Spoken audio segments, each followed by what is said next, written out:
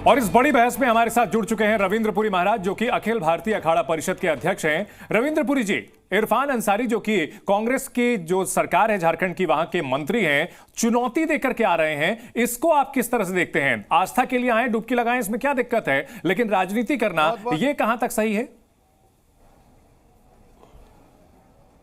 बहुत बहुत आशीर्वाद, साधुवाद। देखिए, मंत्री जी आएंगे, आस्था की डुबकी लगाएं, बहुत अच्छी बात है। इससे पहले भी आपने देखा होगा, एक हमारे खिलाड़ी थे, वो भी गैर हिंदू थे, उन्होंने डुबकी लगाई, सबने स्वागत किया। मंत्री जी आए, डुबकी लगाए, बिल्कुल।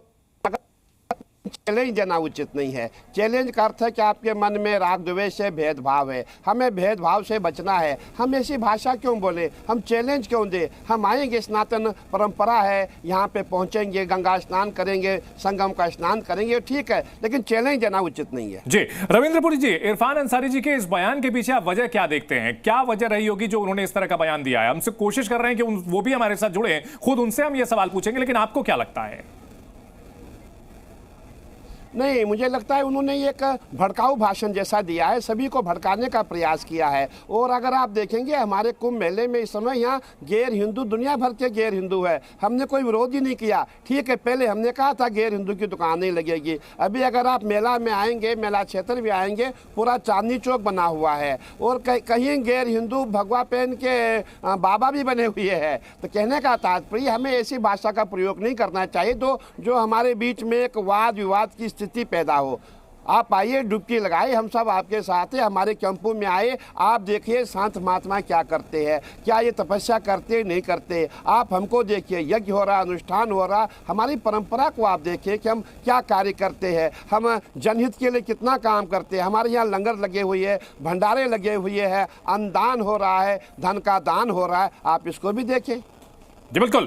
इन सब के बीच इरफान अंसारी ने यह भी कहा है कि इससे जो जाति धर्म और इस तरह के भेदभाव हैं वो खत्म हो जाएंगे। उनके डुबकी लगाने से इस तरह की बातें कही गई हैं। और महाकुंभ में तो रविंद्र पुरी जी, यहां पर कोई भेदभाव होता ही नहीं है। सभी धर्मों के लोग, सभी जातियों के लोग, खासतौर पर सनातन धर्म से जुड़े हुए आते हैं। यहां जाति पूछी जाती है क्या? बिल्कुल आपने सही कहा। इस समय आप पूरा मेला क्षेत्र में आएंगे, यहाँ जाति कौन पूछ रहा है? यहाँ सभी एक है, कौन हिंदू है, कौन मुसलमान है, कोई नहीं पूछ रहा है। और मैं यही कहना चाहूँगा, हमारे यहाँ गुलाब नबी भी गुलाबनाथ बन गए हैं, वो भी आस्था की डुबकी लगा रहे हैं, वो भी सनातन परंपरा का पालन कर रहे हैं। मैं कहना चाहूँगा, बाकी सब ठीक है, वो आए, स्नान करें, लेकिन चैलेंज देने का अर्थ है कि आपके मन में भेद है, आपके मन में राग द्वेष है, ये उचित नहीं है।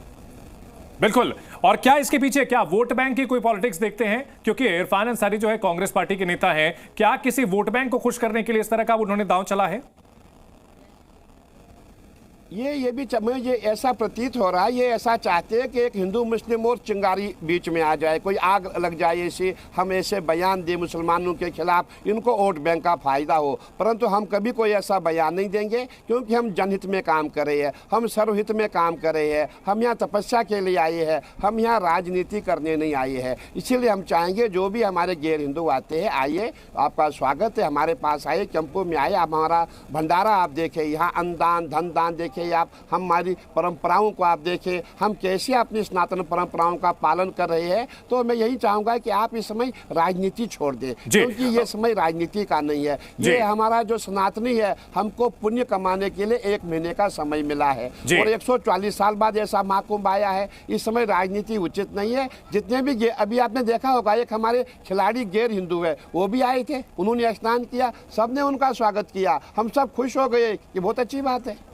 बहन जी, अब योगी आदित्यनाथ की अगर बात की जाए तो महाकुंभ के इस महाआयोजन को लेकर के माना जा रहा है कि उनका सियासी कद काफी बढ़ गया है। और इरफान अंसारी जो कि झारखंड के मंत्री हैं, क्या योगी को चैलेंज देकर के अपना राजनीतिक कद बढ़ाना चाहते हैं? क्या आपको ऐसा भी लगता है?